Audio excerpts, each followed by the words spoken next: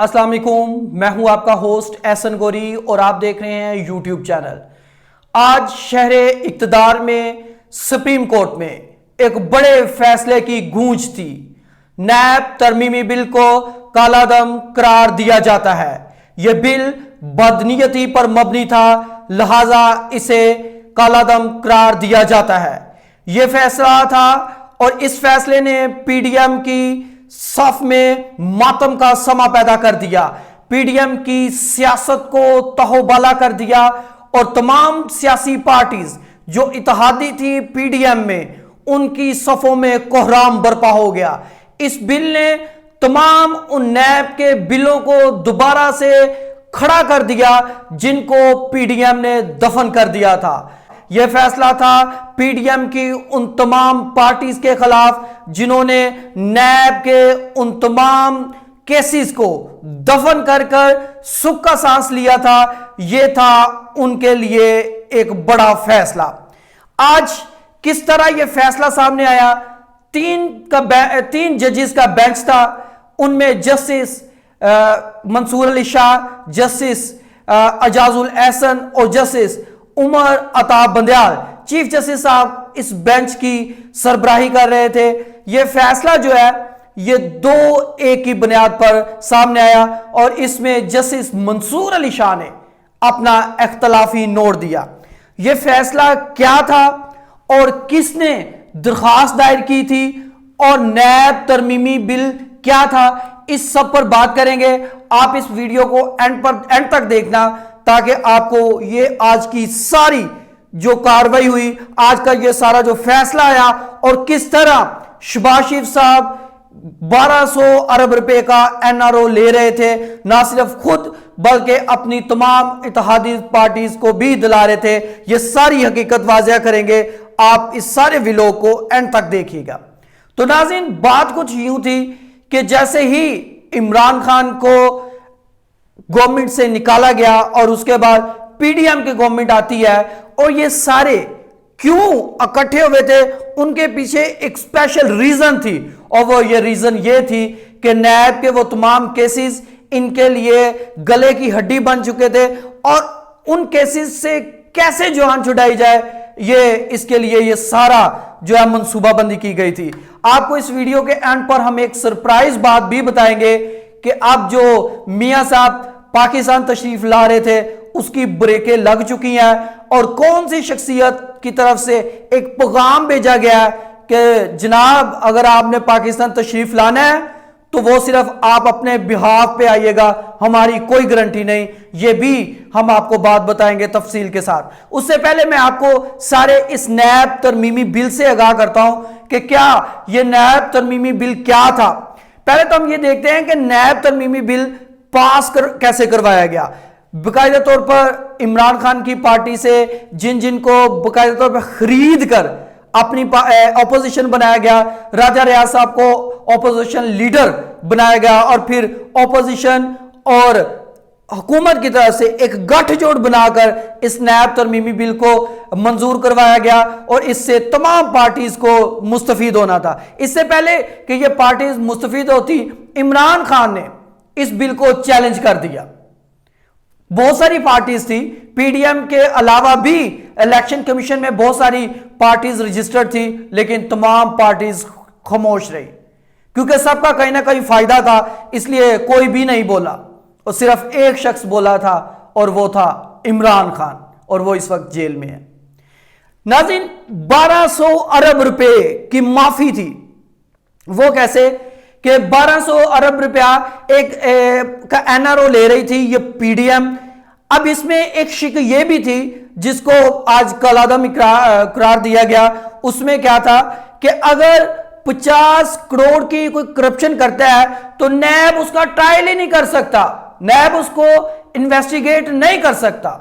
तो जैसे ही ये बिल पेश हुआ और इसको बाकायदा तौर पर कानून बना दिया गया तो क्या हुआ कि जितने नैब के केसेस थे, वो अगर केसेस शहबाज शरीफ का था, हमदा शहबाज, मरियम नवाज, नवाज शरीफ, यूसुफ रजा गिलानी, आसिफ अली जरदारी, अनवर मजीद, शौकत तरीन और जितने बड़े बड़े लोग थे जिनके केसेस नैब में पेंडिंग थे, मुख्तलिफ केसेस में गवाहान ने अपने जो है वो गवाही भी दे दी थी।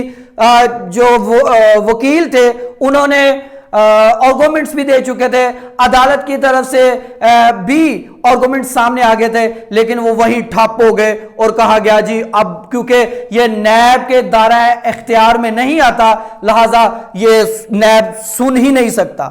और ये इन्होंने अपनी ये नैब केसेस से जान इस तरह नहीं छुड़वाई कि बाकायदा तौर पर ये पेश हुए हैं और फिर कोई कार्रवाई हुई है और फिर इनकी कोई माफी तलाफी हुई है। और क्योंकि जब इन्होंने ये शिक ही ये बिल पेश कर दिया कि ये नैब के दायरा इख्तियार में ये चीजें आती ही नहीं है, तो उसके बाद वो केसेस उधर ही बंद हो गए थे, वो फाइल उधर ही माजी का हिस्सा बन गई थी। जबकि इस पर एक मर्दे मैदान सामने आया इमरान खान, और उन्होंने सुप्रीम कोर्ट में ये दरखास्त दायर की गई कि किस तरह ये नैब तरमीमी बिल के जरिए इन सबको आप एनआरओ दे सकते हैं। और आज एक बड़ा फैसला आया और चीफ जस्टिस उमर अता बंदयाल ने और जस्टिस एजाजुल एहसन ने इस केस को जायज करार दिया और नैब तरमीमी बिल को कलअदम करार दिया। और उसके बाद ये देखें कि किस तरह पीडीएम हुकूमत को अब फायदा होना था।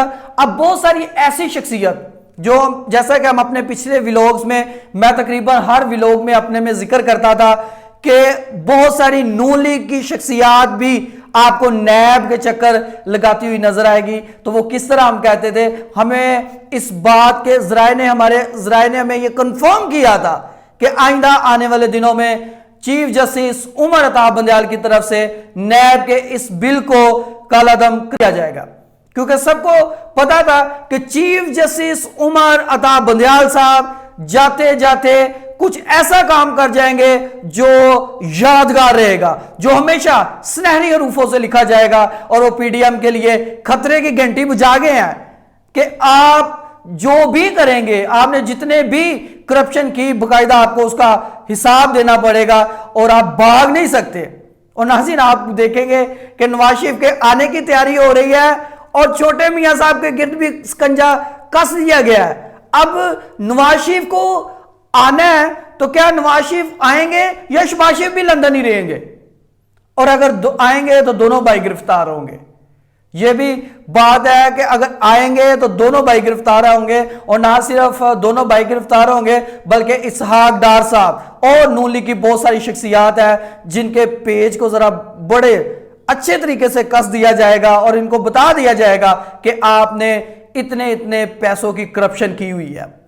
उसके बाद खान साहब को भी इस केस से नुकसान तो होगा, लेकिन खान साहब ने अपने रिलीफ की परवाह किए बगैर, जब उनकी लास्ट मीटिंग अपने लीगल टीम से हुई तो उन्होंने कहा कि आप साइफर के मामले में भी अवाम को जाकर बताएं और आप अदालत में बाकायदा परसू करें और नैब तरमीमी बिल पर आप अदालत में जाएं, और जैसे ही ये फैसला आता है आपने फिर नवाज शरीफ और शहबाज शरीफ के खिलाफ केस दायर करने हैं, ताकि इन्होंने जो करप्शन की है, अवाम का पैसा इन्होंने लूट कर बाहर दूसरे ममालिक में भेजा है, उसका बाकायदा तौर पर एहतसाब हो। अब नैब बाकायदा तौर पर चीफ जस्टिस उमर अता बंदयाल की तरफ से सुप्रीम कोर्ट ने यह हदायत की है कि जितने रिकॉर्ड नैब के पास वापस आए थे वो सारे एहतसाब अदालतों को भेजे जाए, और जहां से ब्रेक लगी थी, जहां से गेम खत्म हुई थी, जहां से इनको रिलीफ मिला था, वहीं से सारे काम शुरू हो और वहां से ही तमाम कार्रवाई अमल में लाई जाए। अब सबसे ज्यादा जो इसका नुकसान है वो पीपल्स पार्टी को होगा। मुफाहमत के गुरु आसफ अली जरदारी साहब जो हमेशा मुफाहमत से चलते हैं, और आपने देखा बड़े से बड़े केसेस में भी वो परेशान नहीं होते बल्कि जल्द से जल्द उसमें से निकल जाते हैं। अब चीफ जस्टिस उमर अता बंदयाल ने तो अपना फैसला दे दिया। एक उन्होंने बड़ा काम किया और तारीखी काम किया कि वो तमाम लोग, वो तमाम पार्टीज जो पाकिस्तान के हक में नहीं है और उन्होंने करप्शन की, उनका बाकायदा तौर पर एहतसाब किया जाए। अब देखते हैं कि आइंदा आने वाले दिनों में जब जस्टिस काजी फाइज ईसा होंगे, चीफ जस्टिस ऑफ पाकिस्तान, जो नामजद चीफ जस्टिस है इस टाइम, क्या वो इस बिल को कायम रहने देते हैं या जो फैसला उमर अता बंदयाल की तरफ से किया गया उसी को कायम रहने देते हैं या इस डिसमिस कर देते हैं? अब इस पर क्या आइंदा आने वाले दिनों में मजीद गिरफ्तारियां होंगी। बिलावल भुट्टो साहब, अब सबको यकीनन पता चल गया होगा कि बिलावल भुट्टो साहब इतने अग्रेसिव क्यों हुए हैं, क्योंकि इसमें बहुत सारी पीपल्स पार्टी की शख्सियात भी जो है वो भी गिरफ्तार होने जा रही हैं और बहुत जल्दी उनके भी डोर जो है वो खींची जाएगी और उनको बताया जाएगा कि आपने ये करप्शन की है। अब इसकी मजीद तफसीलात जो है हम आपको आइंदा आने वाले व्लॉग्स में बताएंगे कि अब नेक्स्ट कौन सी चाल चली जाएगी नून लीग की तरफ से और किस तरह कानून इन पर शिकंजा कसता है और किस तरह इनको जेल में डाला जाएगा। अपने होस्ट एहसन गोरी को इजाजत दीजिएगा। अल्लाह हाफिज।